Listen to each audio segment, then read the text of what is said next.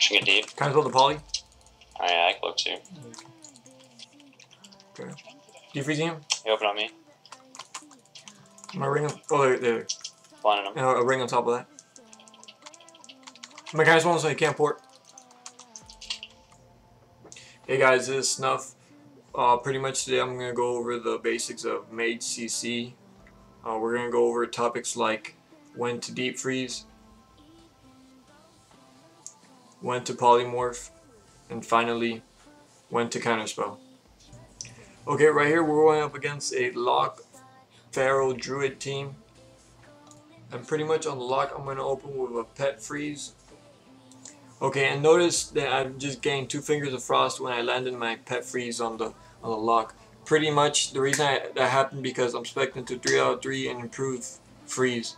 So when I land my pet freeze on a target, I'm going to gain 2 fingers of frost effect.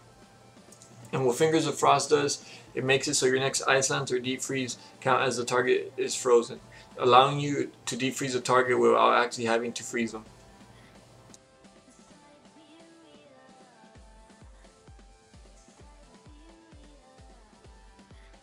Okay, so pretty much right here, we just waited for the druid to open up on the rogue. Once the druid open up on the rogue, I'm going to go ahead and deep freeze him.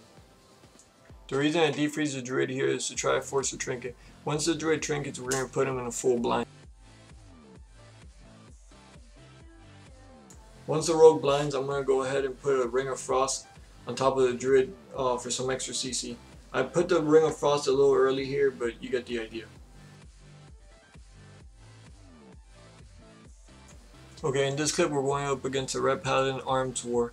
As you can see, I'm not in melee range from the red or the war, so they can't interrupt my poly.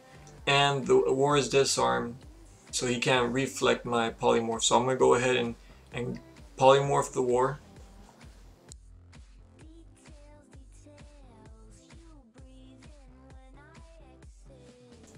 Okay, notice how I counterspelled the war out of the polymorph here.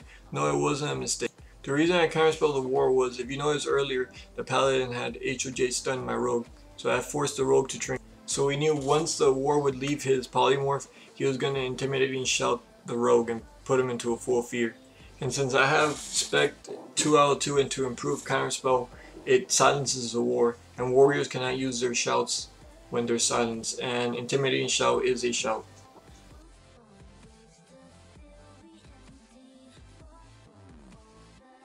Alright guys, so we just went over a couple examples of when to properly polymorph, counterspell, and defreeze. I hope you guys found this helpful, and I hope you guys enjoyed the video. Thank you.